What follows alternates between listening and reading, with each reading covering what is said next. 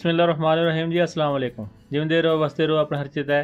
آپ میری ویڈیو پہ آئے، اللہ پاک آپ مال میں، کاروبار میں، عزت میں، رزق میں، کھانوں میں برکت دے، آمین۔ چلتے ہیں ریسپی کی طرف۔ آج میں آپ کے لیے لایا ہوں گاجر کی کھیر۔ ریسپی بہت مزیدار ہے، مزیدار بنی تھی۔ انشاءاللہ آپ ٹرائی کیجیے گا۔ سردیوں کا موسم ہے، انشاءاللہ ضرور مزہ آئے گا۔ بسم اللہ الرحمن الرحیم۔ چاول لے لیں 1.5 پاؤ۔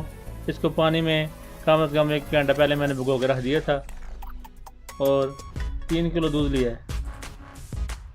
اس کو 5 عدد الائچی شامل کر دیں اور چمچہ چلانا شروع کر دیں۔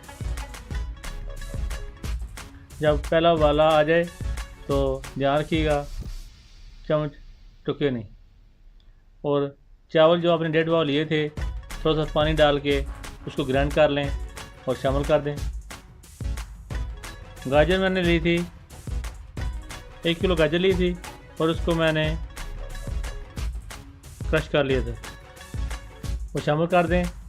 اور اس میں چینی شامل کر دیں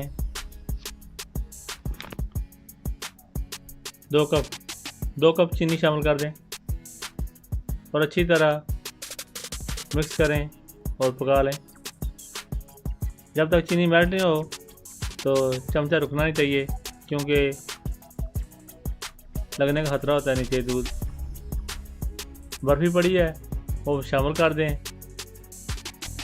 آپ اس کی جگہ کھویا یوز کر سکتے ہیں، یا کریم یوز کر سکتے ہیں، یا گھر میں جو ملائی پڑی ہوتی ہے وہ یوز کر سکتے ہیں۔ مجھے برفی پسند ہے، اس لیے میں نے برفی ایڈ کی ہے۔ اس کا ٹیسٹ منفرد ہو جائے گا۔ ایک دفعہ برفی ڈال کے دیکھ لیں، آپ کو واقعی مزیدار لگے گی۔ دوبارہ آپ کو بولنا نہیں پڑے گا کہ آپ برفی ڈالیں۔ میں نے تو ایک بار برفی ڈالی تھی، بس ابھی ہمارے گھر جب بھی کھیر بنتی ہے تو اس میں برفی لازمی ہوتی ہے۔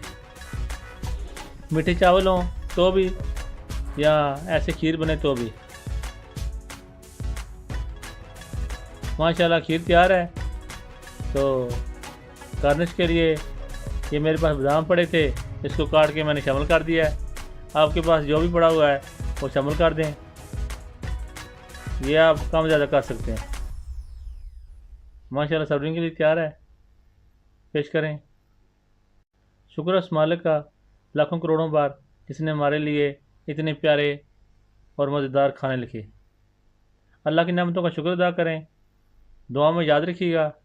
زندگی نے ساتھ دیا تو پھر ملاقات ہوگی کسی نئی ریسپی کے ساتھ۔ کمنٹ سیکشن میں آپ کا انتظار ضرور کروں گا، کمنٹ ضرور کیجیے گا، اور میرے چینل کو سبسکرائب کر دیں۔ شکریہ۔ چنگا پھر، رب رکھا۔